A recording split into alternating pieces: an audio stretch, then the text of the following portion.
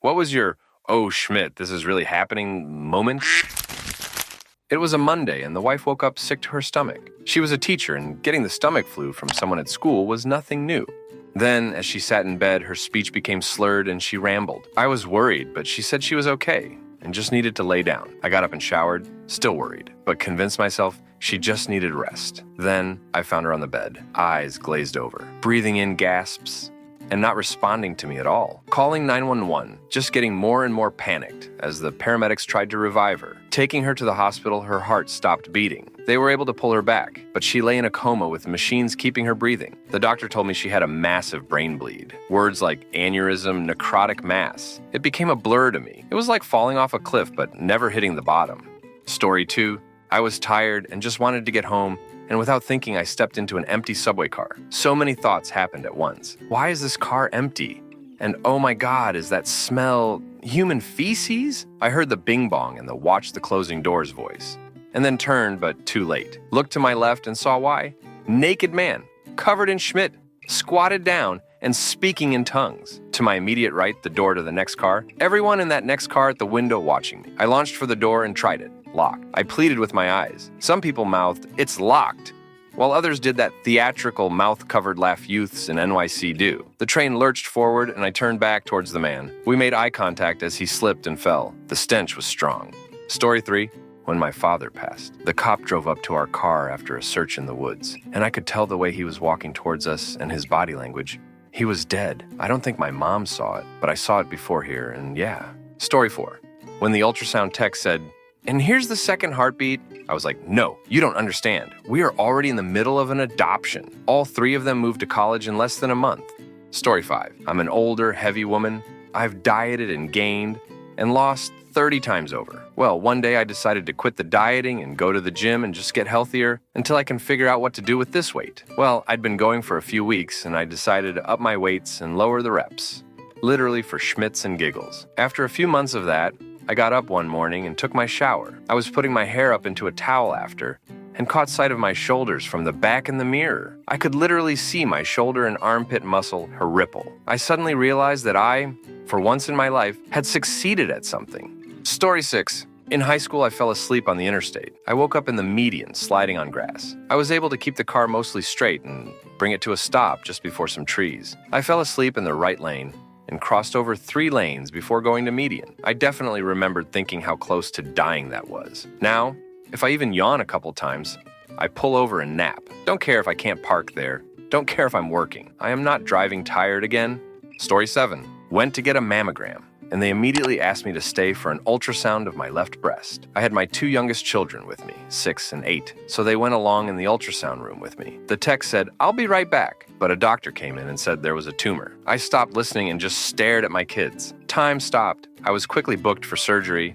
They removed the tumor. It was benign, and I was able to breathe again. It's funny how life stops and then can speed right back up. Story 8. Last December, I fell on a moving escalator. I went down on my back, head facing towards the bottom as the escalator kept going up. I just stayed in place with the escalator teeth, scraping me over and over. I didn't freak out. I just remember thinking, so this is happening. I guess I live here now on this escalator. I managed to flip over onto my front, but every time I tried to get my legs under me to stand, the escalator kept dragging them out again. Finally, someone thought to hit the button to stop it, and I got up, gathered my luggage, and went to my flight. I was covered with escalator scrapes for weeks. The other weird thing I remember very clearly is that there was a guy on one of those ride-on-floor cleaning machines, and when other people started yelling that I needed help, he spun the thing around and rushed over without getting off the machine, which moves very, very slowly. But there he was, hunched over the steering wheel to get over to us as fast as he could, at like 2 miles an hour. Still makes me laugh thinking about it.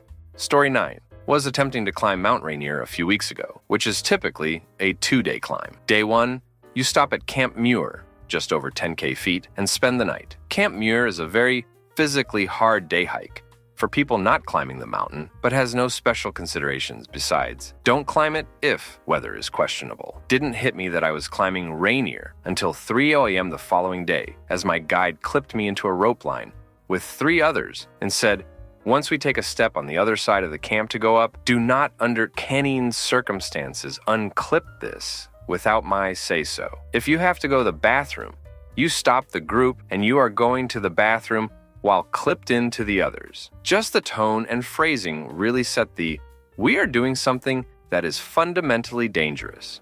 Story 10. Breaking my ankle. Thought I just slipped, but when I tried to stand, my foot was just flopping in its skin bag. Had to take a deep breath and plan my next move. What's done is done. It's happening, so how do I get to the hospital? Story 11. We were only friends at this point, but he laid back on my bed and I rested my cheek on his chest, mostly just trying to give him a hug because we'd just done a lot of physical labor and I think I was going to tell him thank you. And in that moment of silence, he said, "Oh, I want you to love me so bad." I lifted my head, looked at him and said, "What?" Oro, we've been married almost 17 years. Story 12. When I had a stroke at work, it was so subtle. I just felt a little off.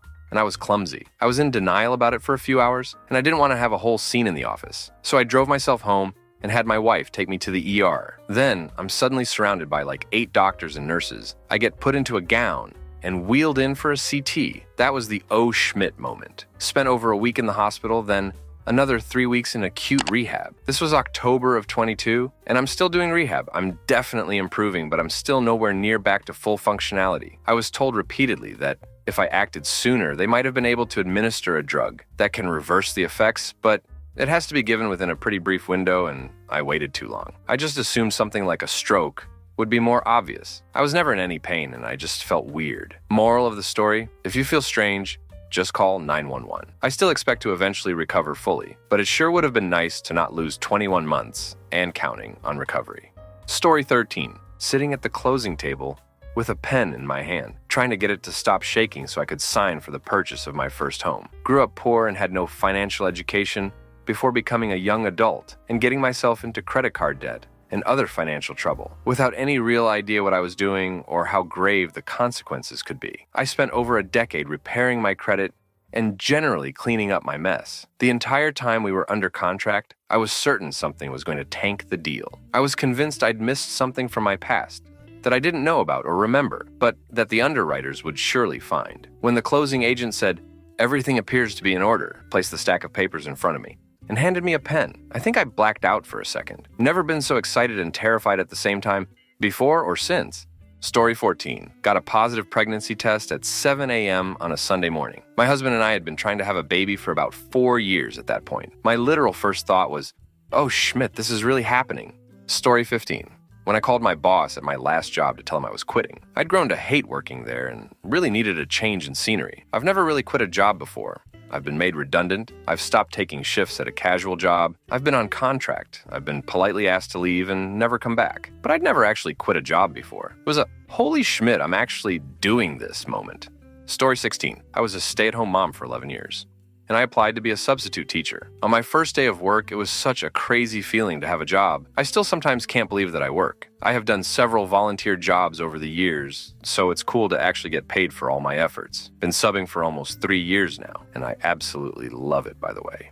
Story 17.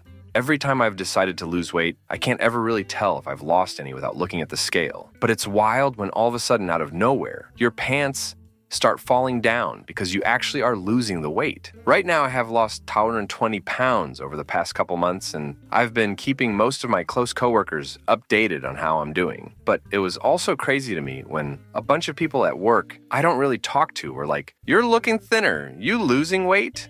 Out of the blue. It's like a shock for a second because I have lost a lot of weight over the years, but have never really felt lighter, needing to buy tighter clothes, and having people notice my change is really helping make me feel more normal than fat. Plus, maybe I'll get hit on at work or something one day, but a man can dream, lol.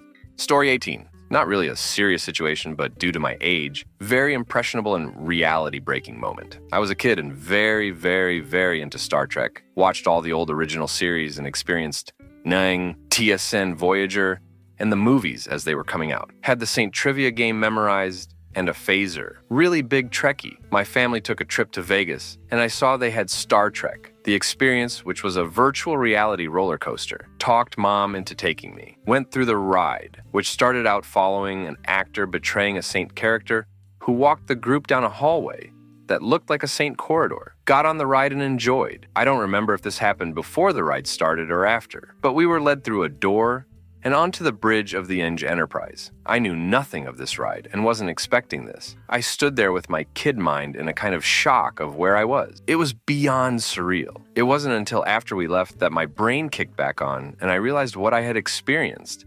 Story 19. Warming up at the starting line for my first ultra marathon. Once the gun went off, though, it only took a few steps for that feeling to dissipate. I am not a pro runner by any means, and I haven't put in the time and training to do another one since. But I made all the cutoff times and finished without injury.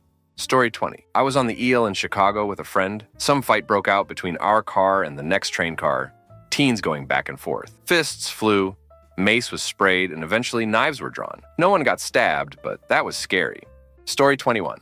The phone call from my doctor's office, letting me know my biopsy had positive margins and that maybe it could be cancer. I knew when I saw the caller ID. They never call anymore unless it's bad news, and it was before they put up the results on the patient portal. More than 8 months since the big surgery, cancer-free so far, and no chemo or radiation needed. Crossing my fingers, the 1-year biopsy is negative.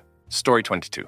I had 2 on the same event. Jumped off a 67 cliff into a deep glacial runoff pool. Mid-flight, never again, hit the water and went deep as started swimming towards surface, and for a moment thought I don't think I'm going to make it. Post-jump realized just how many things could have gone wrong. I was slowly tilting to one side mid-flight and was looking. I kept my rigid pencil. Arms at side form, hitting a hip or just going in wrong would have been bad on so many levels. For people wondering, this spot is in, and it's called Punch Bowl.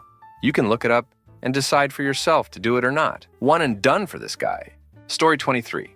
Walking out of the doors from the military for the last time in uniform. It was a very surreal feeling of freedom, leaving the gate after 10 plus years, also hitting 4,000 on a slot machine. That was a fun one. Story 24. My child was born via C-section. I had a condition called placenta previa, where the placenta grew over my cervix, blocking my baby's way out. It started as placenta vasa at my 20-week scan, which just means that the main blood vessel of the placenta was also directly over my cervix. The doctors gave me a few weeks to see if the placenta would move enough to avoid a C-section. Generally, with placenta vasa, you end up admitted in on-bed rest for the remainder of your pregnancy. At my 24-week scan, they found that the placenta shifted enough where I no longer had placenta vasa, but my cervix was still completely covered. 28 weeks, still the same, and nothing changed. Turns out, that blood vessel had become attached to my uterus. The C-section happens at 37 weeks to avoid early labor, and everything goes so smoothly. My baby is born in like 30 minutes. It was so peaceful. And then everything started to feel weird. I felt like I was fading away in a sense. The doctors told my husband to wait outside with the baby. In case you don't know, they do that when things go wrong so your partner doesn't witness you die. When my placenta was removed, it caused a massive bleed, and I lost 1.75 liters of blood, and my heart started flipping out. It turns out I have a heart arrhythmia. That fading out feeling was lidocaine administered through the IV to get my heart to beat normally. Everything happened so fast. That fading feeling made me believe I was dying. I'm so unbelievably grateful for the doctors that worked on me. Thanks to them, I made it through and got to be with my baby and husband. Recovery was really hard. I had blood transfusions. I needed an internal balloon to put pressure on the bleed, and ended up needing IV dilaudid for the pain with the spinal block wore off. They had to place a balloon full of saline in my uterus and injected Pitocin to help my uterus contract around the balloon, and I felt all of it. I never want to hear that C-sections are the easy way out. You try laboring a giant saline balloon after having major surgery. Then after all that, I now had a tiny human being to look after. That whole experience was an oh Schmidt moment. Story 25. Answered a call from my then-fiance's number, expecting him to say he was done with his run and asking me to get him at the bottom of the very steep hill we're atop. Instead, the police told me they had a man on the sidewalk with no pulse or breath and weren't sure they could revive him, but get to the hospital ASAP. I answered on speaker with ours kids in the room. That day is somehow both a dreamlike blur and one I can recall down to the second. I either beat the ambulance to the hospital or they were too busy trying to save his life to register him as a patient. So I sat for 20 minutes thinking someone was bringing me to identify his body. He'd gone into cardiac arrest and died, but miraculously a nurse driving by an otherwise empty area saw him go down and started CPR within seconds. After the worst week of my life and major heart surgery, he survived, and 5 months later, last week, we got married. It's all still very surreal, and I often find myself wondering if it really did happen. The zipper scar up his chest reminds me it did. Story 26. Drove through a large majority of Mexico alone as a woman. Every single one of my friends and family members called me crazy. I knew I was, but I wanted to do it so badly that I just didn't care. I crossed the border at Tamaulipas and had this "Oh, Schmidt, it's happening" moment. It was like a Wild West movie at times. Yet the northern parts were absolutely gorgeous. Vast stretches of nothing but beautiful rolling mountains and tumbling plains. There is this highway called Mariposa Highway. I caught the migration season, talking millions of butterflies, mostly monarchs. I stopped, got out of my car, and cried. I was so overwhelmed at how beautiful and amazing it was. Ran into a few roadside biologists, taking stock of their migration patterns, and chatted. When I made it to Tabasco, I ran into another Texan. He came over with his friend in a NY Yankees hat and was like, "You're a long while away from Texas. What's your story?" We exchanged stories. He showed me his details, so I wasn't spooked out by him approaching asking if I wanted to caravan. Coolest dudes ever. We caravanned most of the way to Chiapas. They went their way, I went mine. So many good memories from the trip. Only ran into one search point that was a bit sketchy. Besides that, every patrol person at each state border was friendly and giving. One even gave me snacks, formally welcomed me. Story 27. When my youngest child was 6 months old, I picked him up from daycare, along with his 2-year-old brother. 2 accidentally bonked heads with 6-mo little bro. Within minutes, 6-mo vomited. We cleaned him up and he seemed okay, so I got them in the car to go home. While I was driving, I called an advice nurse to see if a head bump and vomit warranted a doctor's visit, and he started puking again. I pulled over at a gas station and pulled him out of his car seat, and he was starting to lose consciousness. The nurse coached me to flip him over and hold him in a way that he wouldn't choke on his vomit. She asked for my location and then calmly explained that she had called for an ambulance and one was on its way. That's when it hit me. My baby was in serious danger, and then it hit me again once the police and ambulance showed up. I wasn't going to be able to ride in the ambulance with him. My husband was away on business travel, and I had my 2-yo, and they couldn't take the baby, the toddler, and me in the ambulance. So I followed the ambulance to the hospital, trying to stay calm enough to drive and not freak out Big Bro, who was feeling worried that he really hurt his brother at this point. When we got to the hospital, baby's body temperature was too low to register. His blood pressure was very low, and his heart rate was very high. After hours of chasing a head injury diagnosis, they finally chalked it up to a G virus and gave him Zofran, and he perked up. We found out several food trials later that he had his first allergic reaction to the sweet potatoes, baby food he had at daycare that day. He has a food allergy called F-pies. He was starting to go into shock. The timing was purely coincidental to the head bump. We now carry Zofran the way other allergy parents carry EpiPens. As long as he gets Zofran quickly, the risk of progressing to shock again is quite low. Story 29.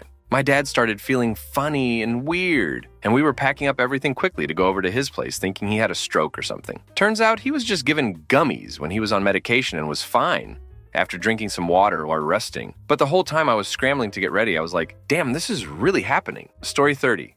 Less than 2 months ago, I had an ear infection make my right ear go out. I've had several ear infections before, and they're always nothing, but this one was pretty extreme for hearing loss, but no pain. I had scheduled an ENT appointment, but had to wait a month and a half to actually get in the door. Disappointing to have no hearing for that long, but I managed. Turns out the hearing loss was permanent, and I should have come in sooner. And now, here I am completely deaf in one ear because I slept on my side with a cold. Nothing to be done, no hearing aids. Life's just that much harder because I don't even get to be angry at anyone or anything. There's nothing to latch onto. No person or action that could have truly 100% prevented it. Don't even know if coming in the day it happened would have helped. It's just gone now. Listening to music in the car was one of my favorite things to do. Now, it's muddy. Talking to my toddler daughter is now a battle. Loud noises still cause painful ringing because why not some salt, huh? Story 32. Was on the way to our drummer's house for practice. He lives way out in the country, so phone service is sketchy. Phone started ringing, I saw an unfamiliar area code and thought, is this a Southern California number? The phone was on like 1 bar as the other person said, "Hi, this is from Jeopardy!" I started screaming, "Hold on, let me get to the top of a hill so I can get enough reception." Finished the conversation and thought, oh, Schmidt, I finally made it. Story 33. I was helping my uncle to move a wood furnace. I got down from a ladder and suddenly my heart felt like there was a frog trying to escape my chest. Moments later, my right leg just disappeared. No tingling, just gone. Something was wrong. I got to a nearby hospital, then ambulance to another hospital where I was told that my aorta had cracked open. Open heart surgery and a few months recovering, and voila, I am doing great. The proud owner of a Dacron aorta. Story 34. I took my Foreo cat to the vet because she seemed a little under the weather. I left without her and I still can't process that it's happened 3 months later. I walked around for days saying, what do I do? Because my brain couldn't even autopilot through the trauma. Story 35. When I picked up my first dog from the airport. As a child, I begged my parents for a dog for years. Every time my mom would tell me no. One year, my parents were thinking of moving to Long Island. I went with them to visit my dad's boss there, and he had 2 chocolate labs. I played with them for the entire day, brushed them, fed them, walked them. I kept asking for a dog. 3 years later, my dad goes on a trip to Tennessee to visit his cousin and comes back with a VHS and rounds up the family to watch this video. On screen is a black-brown Pomeranian pup running around, and my dad exclaims that these were the cutest, smartest dogs he's ever seen. Then he proceeds to tell all of us that's our new dog on screen. I was ecstatic.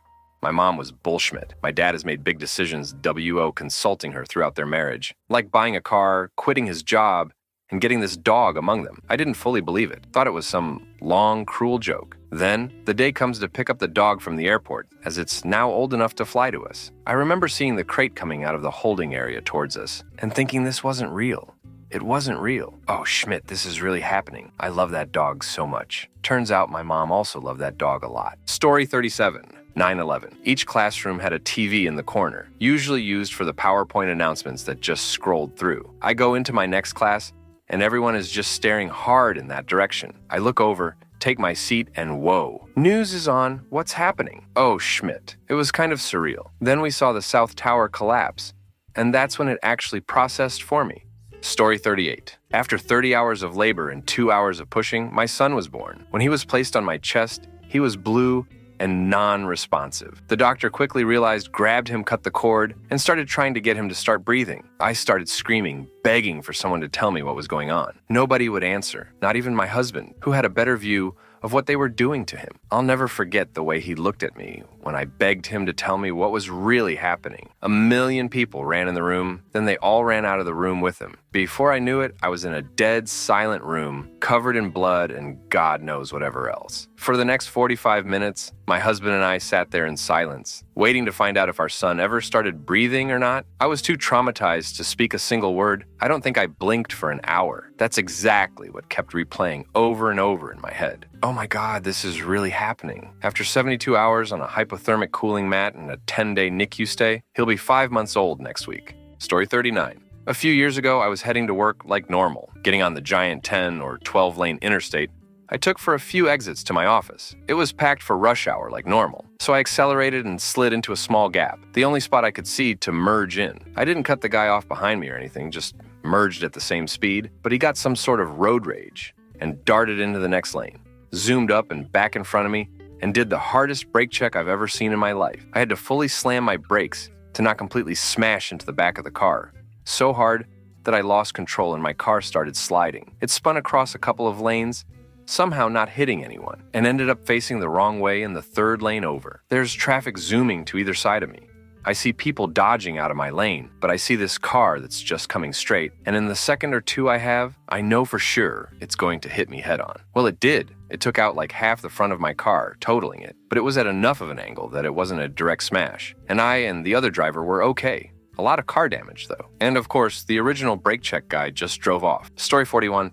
I used to draw and paint all the time. When I was in my 30s, my wife told me I should try to get my work accepted in the local art fest that my city has every year. So I sent in my 3 paintings.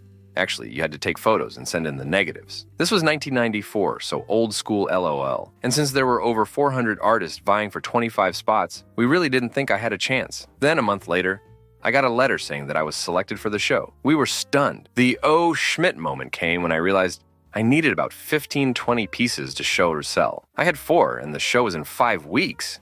We made it, but just barely. Story 42. Sitting on a ledge 60 feet above a freeway. The ledge was the wall of a raised train track. I miscalculated the train schedule and suddenly realized a train was coming on my side of the tracks and not the opposite side where I had anticipated it being. I had no way of safely getting off the ledge quick enough, and even if I did, there was nowhere to go. Since that was the side the train was coming, I saw it appear, gripped the wall with kung fu grip, looked at the people I was with on the other side of the track, and closed my eyes. Absolutely positive that was my last moment I'd be alive. Next thing I know, I open my eyes. The train is gone. I'm alive. The other people are crying. By my best guess, the train was about 12 from my nose when it passed by. Story 43.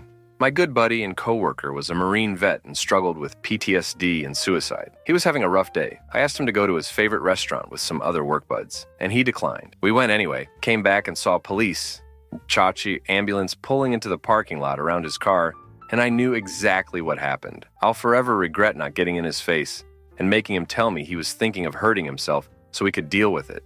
Story 44. December 31, 1980, I was 16. A buddy drove to my place so that I could help him install some rear speakers in his Nova. It was a beautiful day, about 70, and I was looking forward to going out for an NI party with my girlfriend. We had blown a fuse and needed to drive to town to the hardware store to get one. As we crested the hill to the west of my parents' home, I saw what looked to be someone on a bicycle about 1-2 miles ahead. As we neared the person on the bike, we realized there was no bike. It was just a beat-up girl walking in the middle of the road. Then we recognized her as my girlfriend's best friend. She was walking funny as she had a broken pelvis from a car wreck which we had driven past due to tunnel vision. She said that my GF was in the car and needed help. I ran the 100 yards or so back to the car, and there she was, crushed by the side of the road. Alive, but I knew. She made it to the hospital still alive, but it took so long. 15 years old forever. Story 45. First time walking onto the Universal Studios backlots as a teenage intern. I'd wanted to make movies since I was 4 and couldn't believe a poor, small mountain town kid from the other side of the country was actually where I was. Story 46. Giving birth and then hemorrhaging afterwards. I was induced Tuesday morning up and labored until Thursday morning. That morning, they finally gave me a stronger medication than the epidural so I could rest. I was up since Tuesday morning. I passed out for 30 minutes to wake back up in excoriating pain. I said, "Oh, damn. Husband, wake up, get the nurse." She flew in and then the OBS did. I pushed for 45 minutes and had my daughter laid on top of me for 1 minute. Then I felt everything get super heavy. I felt faint. They took her off of me and then everyone started to surround me. I focused hard on my breathing and staying awake. I had like multiple reels in my vision of moments in my life like old film passing by. I screamed something I didn't do during labor when the doctors shoved their hands inside of me to stop the bleeding. I lost almost 2 liters. 1.7 mil, but I stayed awake the whole time. Then I had to endure the Jada system inside of me, which felt like giving birth until they took it out of me. Spent a whole week in the hospital. Best Thanksgiving ever. Do it all over again for my kiddo. Story 47. 2, 1 fun one, not so fun. The fun one. Meet a girl out while drinking. 3 a.m. head back to her part of the city via train. Give her jacket as she's cold. Take a wee in an alleyway, and she waits for me around the corner. Except she didn't wait. She vanished, along with jacket, wallet, mobile, and house keys. The sudden realization of actually getting laid to holy Schmidt was very sobering. That was a very long and very cold night. Not so fun one. Get a text to urgently go to a hospital to chat to a doctor to talk about some test results when he says mid-flow describing his findings. So anyway, with this type of cancer, everything after was a blur. That was a long, long couple of years. But we are clear and good to go. Lost a testicle, though. So, to recap, I lost a jacket, mobile, wallet, keys, and testicle. Any help in finding any of the above is much appreciated.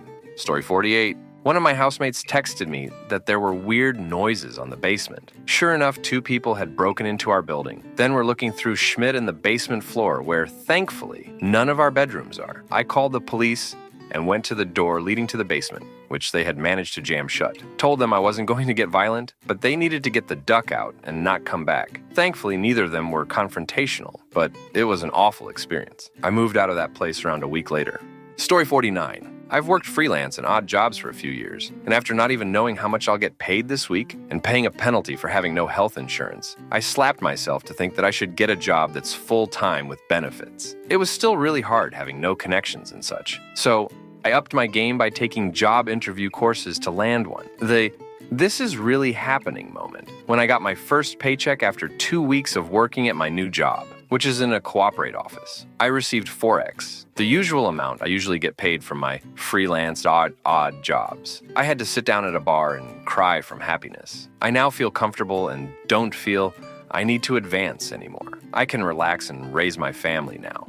Story 50. In March 2007, my best friend's dad was diagnosed with brain cancer. By September, he'd had multiple surgeries and treatment, but it always came back really fast. The last time he had surgery, They couldn't remove the entire tumor, so we all kind of knew what was coming, we just didn't know when. One day in November, my dad and I were at home just talking and catching up about the day, totally normal Friday afternoon. The phone rang and my dad went into the other room to answer it, and I couldn't hear anything. He said, but I just had this terrible feeling wash over me. He was only on the phone for a minute or two. When he came back in the room, he had tears in his eyes and said, "You're going to have to be a really good friend." And he didn't even have to explain it all. I just knew my friend's dad was gone. In retrospect, I'm really glad I wasn't home by myself, because I would have answered the phone and got the news and been all alone to deal with it. I usually handle emergencies really well, but I don't think I would have handled this well by myself at 16. Story 51. The time my office got raided by the FBI, the ATF, and who knows what other league groups. It's like 9 a.m. One minute, we're all just hunched over our keyboards, drinking coffee and going about our work. The next minute, there's some commotion at the door to the office area. And suddenly, 3 people with bulletproof vests, earpieces, and drawn guns are fanning across the office, ordering everyone to stand up from their computers and put their hands up. It was absolutely surreal. None of us had any idea what was happening. They herded us all into a meeting room and made us wait there for hours while they searched our desks. After they finally let us go, we weren't allowed to go back to the office for like a week. We did get paid, which was nice, but we also didn't know if we were going to have a job to go back to. Never did get a straight answer as to what the cause for the raid was. I think it might have ended up being tax-related. IDK. It was wild. Story 52. Eating dinner with friends. I got a call from my roommate. There was a fire in our apartment suite. It was a bad one that incinerated most of my belongings. I drove to the apartment and watched firefighters head in. The orange flames coming out of our windows didn't feel real. I felt like I was watching a movie. It didn't sink in until, while driving to my brother's place for temporary lodging, I didn't have a toothbrush anymore, or a change of clothes, or anything other than my car, my phone, and what I was wearing on my back. I detoured to a 24-hour Walmart at 2 a.m., and while picking up a pack of underwear, I thought, oh, this is happening. Story 53. My then-girlfriend and another girl I had a huge crush on both showed up at my apartment without warning. As far as I know, I wasn't in trouble because I'd never acted on my crush, although I'd suspected she felt the same way. Still, I was worried because this was unusual behavior for both of them, and there was no way the Pronos scenarios I couldn't help imagining were ever going to turn out to be real. So how was this situation ever going to be a good thing? They were acting friendly with each other and suggested that we put on a movie and chill on the couch with a blanket. I end up seated between them under the blanket. A tiny corner of my brain starts muttering, "Holy Schmidt, this is it. It's happening." Under the blanket, I felt a hand on each of my thighs. Oh, Schmidt, this is really happening. Spoiler, it wasn't. Story 54.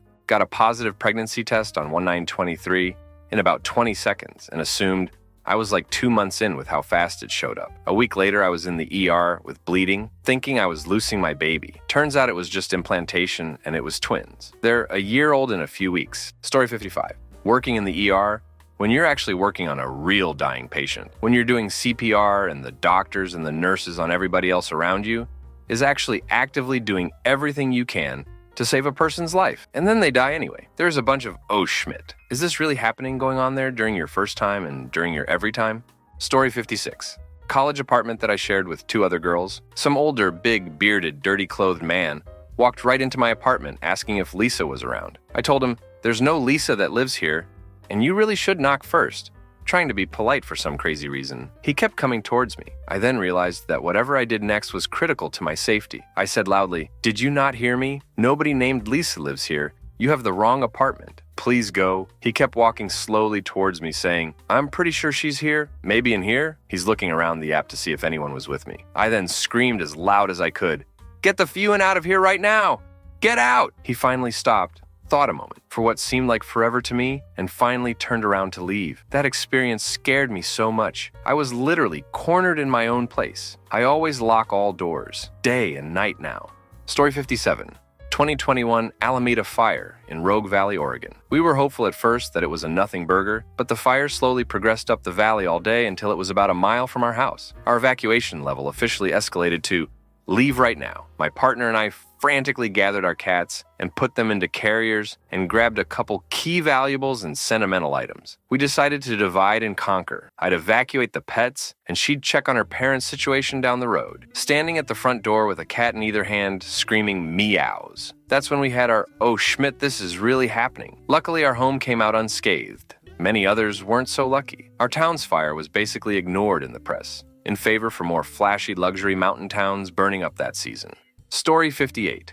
I used to work the info desk at a library. The day before, a coworker's bag was stolen along with her Gov ID at work. The next day, I was working the info desk with this coworker when a customer who was clearly struggling with drug addiction comes up to her asking for their library credentials. One way to look them up is with a government ID. She asks them for their ID, and they hand her stolen ID. Coworker tells the customer, "This is my ID," to which the customer responds with a bunch of nervous gibberish, stating that they were here to return the ID back. Coworker thanks her for returning the ID, and the customer leaves. Story 59. When I woke up the next day and realized yesterday wasn't a nightmare, and that my father had actually helped my brother to break into our home and assault my wife, and that my mother had lied about it, and none of them admitted to doing anything wrong, and my mother called literally everyone she knew and made us the bad people. The next one was a few years after when, for completely unrelated reasons, not a joke, this had absolutely nothing to do with my parents or the incident, I was admitted into a mental hospital after sitting on the rocks on a beach for 8 hours and was diagnosed with severe depression. And then realizing a couple of months after that, asking for help was the worst decision of my life, and that healthcare ruined my life so bad, there's no coming back from this. Story 60. My first auto accident 2 days after I turned 18, when I rear-ended a car due to being distracted, plus everyone coming to an immediate stop. More recently, getting the call that my mother suddenly passed away a couple of years ago. Story 61. My brother called me out of the blue, his voice tense with an urgency I'd never heard before. "Have you heard from Mom and Dad today?" he asked. I hadn't, but I hadn't thought much of it. He went on to tell me he'd received a strange voicemail from his ex-wife, filled with apologies but no details. It felt odd, but I brushed it off and went back to dinner. 15 minutes later, my phone rang again. This time, his voice was different, trembling. "Are you sitting down?" he asked. Unease crept into my stomach. "Yeah, what's going on?" And then he said, "They were hit head on. Mom and Dad, they're dead." The world seemed to stop. I dropped to my knees, the phone slipping from my hand as I screamed, "No, no, no, no, no!" The words echoed through the room, a desperate plea against the harsh reality that was tearing my world apart. That was 5 years ago, and the memory still haunts me as if it happened yesterday. Story 62. One time, I was donating blood. For those who never did, they usually gave breakfast before and some snacks after. Well, after I donated, the snacks hit like a rock in my stomach, and I desperately needed to go to the bathroom. But in my mind, if I stayed there for too long, they would think I had fainted, and they would try to break the door. I was not supposed to drive at least 2 hours after the donation, but that was the only option. I drove like 5 miles, going 70 miles per hour, only praying to not schmidt in my car getting home. I wasn't able to put my car into the garage. Left it in the middle of the street with the doors open, run like a plague to the door, only to notice the keys were in the car, and schmidt my pants in the doorstep, and fainted. So close, yet so far. Story 63. Driving in single lane, rush hour traffic through the winding roads of a national park, CVNP, I accidentally got stopped perfectly on top of train tracks, right in the middle of a crossing. As soon as my car stopped, the lights started flashing and the bars started to descend. I vividly remember saying exactly that out loud. "Oh, Schmidt, this is really happening." I was getting ready to drive off-road to escape the train when I saw the line of cars behind me reversing in unison, giving me enough space to put it in reverse and barely get behind the bars before it landed on the hood of my car. The train came barreling by not even 5 seconds after. I was shaken for a couple days. Story 64. A cute, much younger woman who used to work at my local watering hole came into that very same watering hole. After a bit, she comes up and says, "Hi, I'm a friendly guy. I say hi to all the bartenders and regulars often." After a little back and forth, she says basically, "I like you." I'm like, "Oh damn, that's awesome." She was never on my radar. She just never struck me as someone who'd be into me. After a little back and forth, me turning on what subtle charm I have, she says, "I'm going to kiss you, okay?" So we start making out right in front of the bar. I'm not one for PDA, but Dr. Ethanol was in full affect for both of us. And I'm like, "Oh, Schmidt, this is really happening?" We've been seeing one another for about a month now, and so far, so very good. Story 65. When I got my first big boy job after school. I'd done construction, landscaping, cooked, cleaned hotel rooms, and had been a janitor before and during school. Jobs I don't look down on, but economically kept me in a certain lifestyle. Driving my pa's car that I'm still shocked made it as long as it did. As I was on the off-ramp, I could see the building my office was in. My heart started doing kickflips with my ribs. Drove into the parking garage and found a spot. I remember being terrified I was going to scratch the car I parked next to for some reason. I kind of just sat there for a moment, and it hit me. Story 66. It was during a motorcycle rally, having the best time of my year. I had just had an amazing night going to the concerts, watching the girls and the bikes. Went to sleep and woke up to my mom calling me to tell me that my cat suffered a seizure due to her illness and had just passed away. It was in the middle of the rally. I still stayed there and went to the concerts in Schmidt. But having fun when you're mourning is weird, IDK. The rally in Den yesterday, I have still not gone home and I am still processing it. That cat was older than me, dude. I loved her so much. Story 67.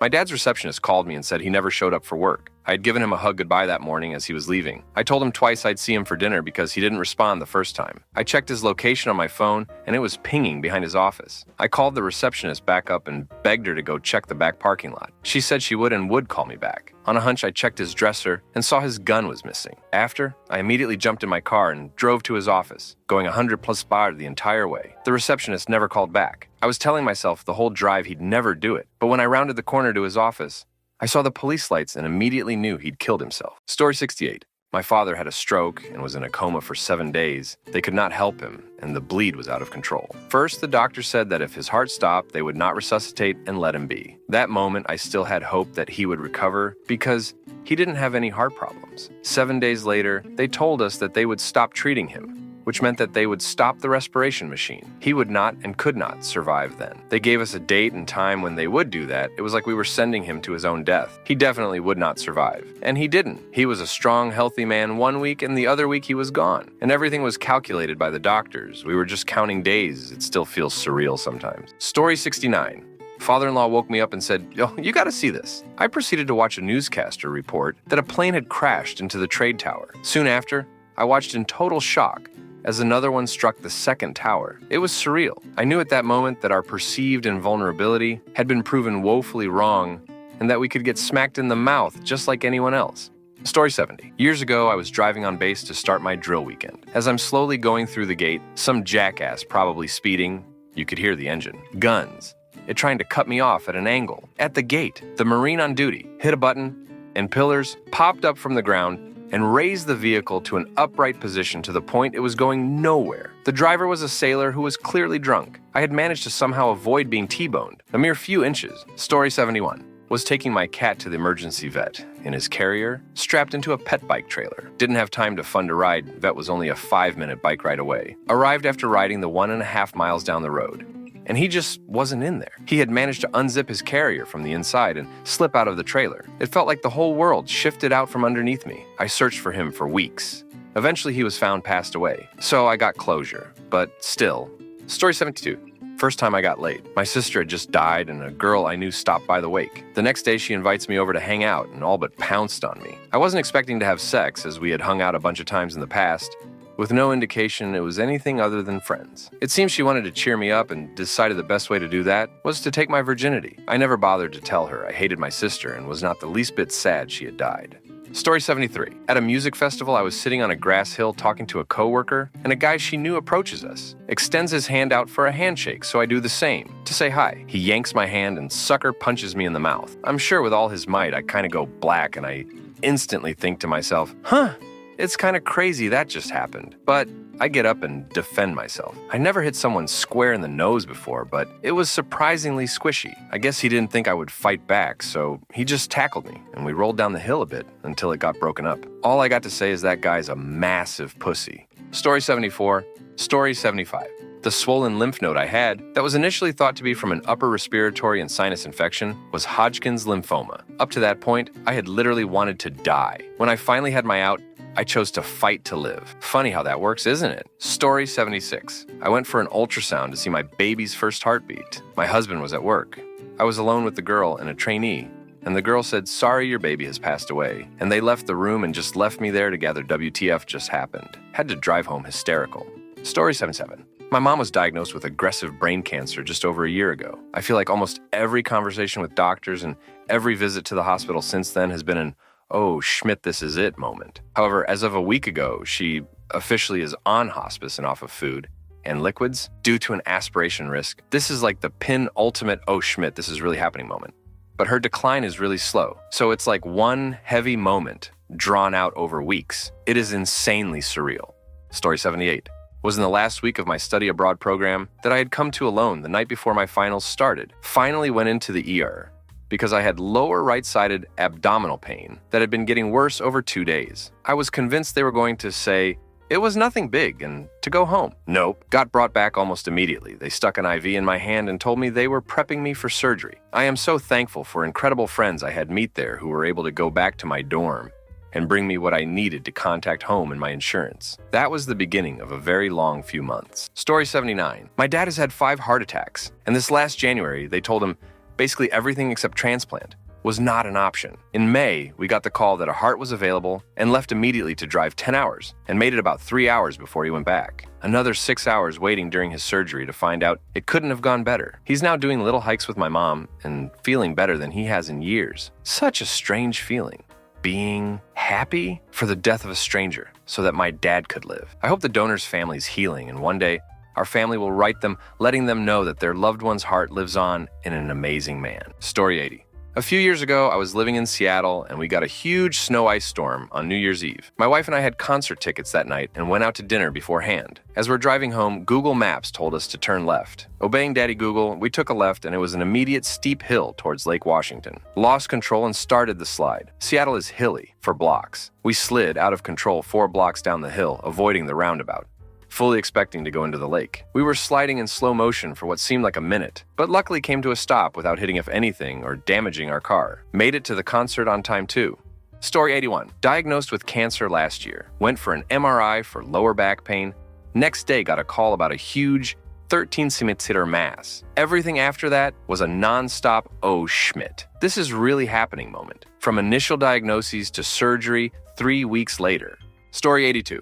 My wife's sister said to me, I think she's having trouble breathing. I went in to check on my wife. 30 minutes later, my wife passed away after 18 years with cancer. I haven't been the same and can replay that time like a movie in my mind. Edit. Spelling.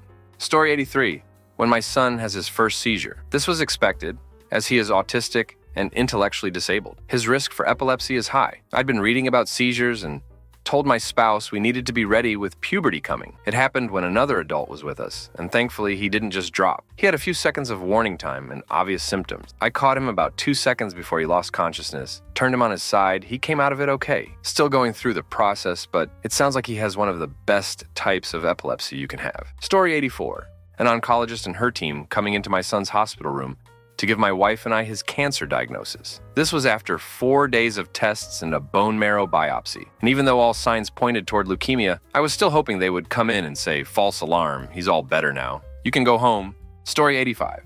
There was an unexpected knock at the front door to my apartment. I was homesick and my mom was visiting, so she answered the door. There were 2 police officers, and at first, I was confused by their presence. Then, I saw the chaplain on the steps behind them. They informed us that my dad had taken his own life. Most surreal and horrible moment of my entire life. I saw the shock on my mom's face. I collapsed to the floor, my strength sapped in an instant, and I heard tortured wailing. It wasn't until my mom told me later that the wailing was coming from me.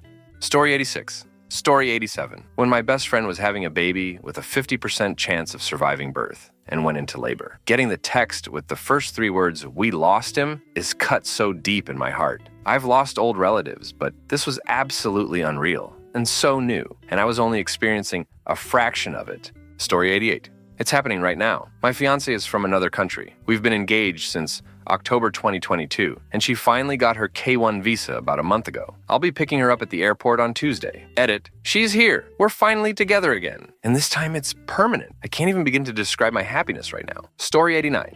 Went to a gas station at 3 a.m. to get cigs. Met this 1010 girl randomly. She gives me a look that could not be mistaken. We hung out and got it on within a couple hours. She had to go to work. I fell asleep, and when I woke up, I was sure it was a dream for a moment. It was not. Story 90. Wanted to play pinball one Christmas evening. Only one joint open in town. Get there and a cute girl was playing. Asked her if I could join in. She said yes. Found out her friends ditched her, so I offered her a ride home when I was leaving. She said yes. Halfway to her place, I told her I have a pinball machine at home. If she wanted to stay out longer, she said yes. Ended up taking her home the next morning. It was right out of a movie. Story 91. Was visiting friends who had 2 horses. They hadn't been really run in a while at the time of the visit. I love horses and had ridden theirs before, so I get on the female. Bareback, they didn't believe in saddles, and she suddenly took off on me. I realized I would probably fall off, so I prepared myself for it. The whole time thinking, don't get stepped on. Holy Schmidt, I frickin' did fall off. but I tucked and rolled like a champ. My friends were watching in fear, thinking they would have to call an ambulance. Story 92, we decided to do IVF, so we didn't have any regrets about not trying harder to have a baby. We were both very chill about it. We had agreed on a 3-strike rule for IVF, and we were lucky to create enough embryos to allow us. So we did the embryo transfer, and the day before the blood test, we decided to take a pregnancy test.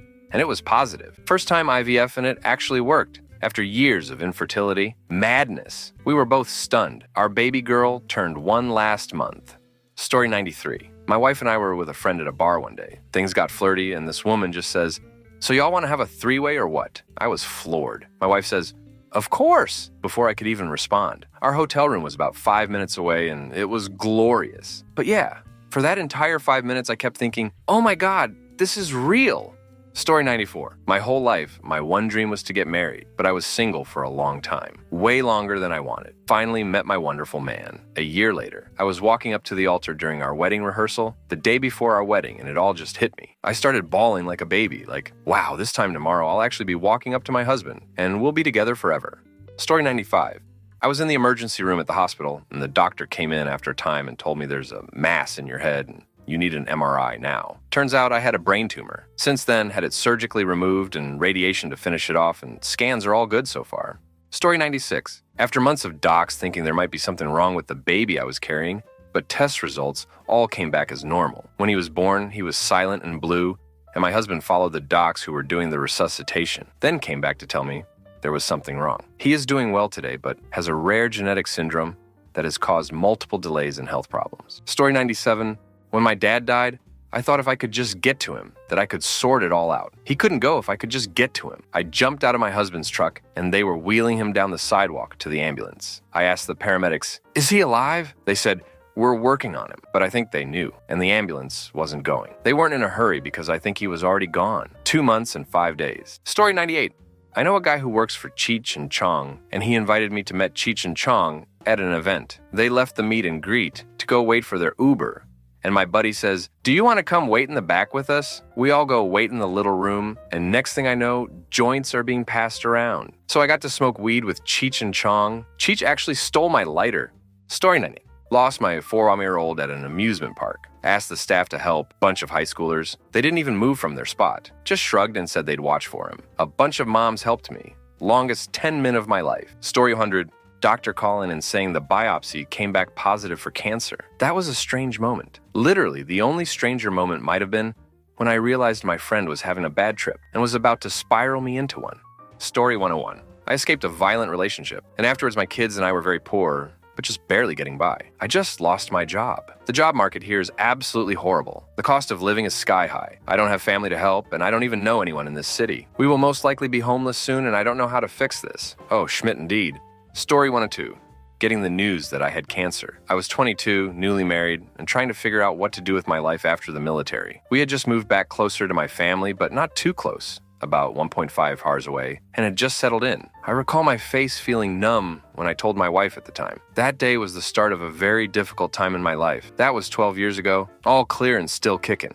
Story 103. I hit a deer going 70 mph on a highway at 1 a.m. I saw the deer just standing in the road, and it took up my whole view, and I realized that there was no way I was going to maneuver around it. I hit it hard, and then everything went white from the airbags, and all I could hear was my podcast still playing. Story 104.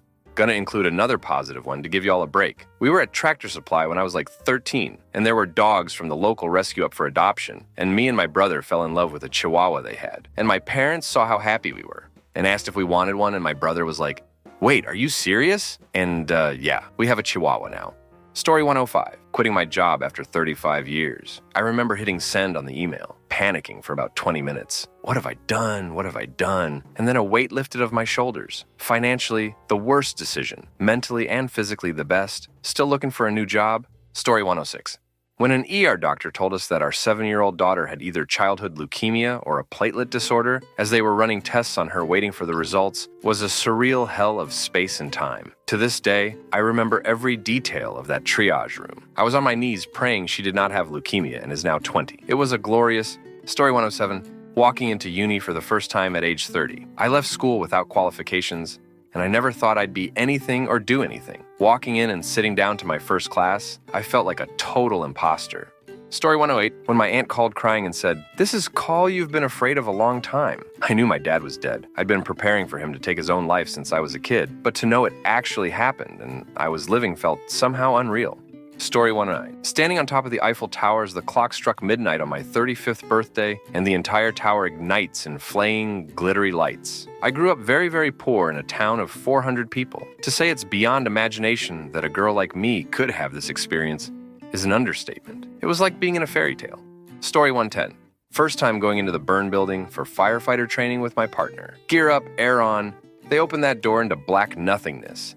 And then you're there. My partner was psyching themselves out, so I, starting singing Rihanna, went inside to make them laugh. Story 111. The murder I witnessed a few years ago. Broad daylight, middle of a Sunday afternoon in an apartment courtyard. I saw a man stab a body, and I had to turn away from the window to comprehend what I saw. I remember physically saying the words out loud. Did that just happen? Story 112. Sitting in DFW in March of 2020 and heard a doctor in scrubs trying to explain to his daughter why the trip to Italy was being canceled. Then, very shortly thereafter, the NCLD started canceling tournaments. Story 113. That moment when they actually hooked me up chemo. Don't get me wrong. The reality of cancer had hit me. But feeling them access my port, feeling the chemo going in, it's different. You know right then that you're in for a long, rough trip. Story 114. I went skydiving years. We were the second pair out, so it really hit as we made our way to the door, and suddenly we were falling through the sky. Incredible experience. But the seconds between getting off the bench to actually falling were some of the most terrifying moments. Story 115. Probably my first night at boot camp. I lay in bed thinking, what did I sign up for? Then my first day on the flight line thinking, damn, the government really trusts me to work on these expensive-ass planes. Story 116. During an ultrasound, the tech was having a hard time getting pictures of our son's brain. She left for 15 or so minutes to talk to someone. We were home less than 30 minutes before our OB called us.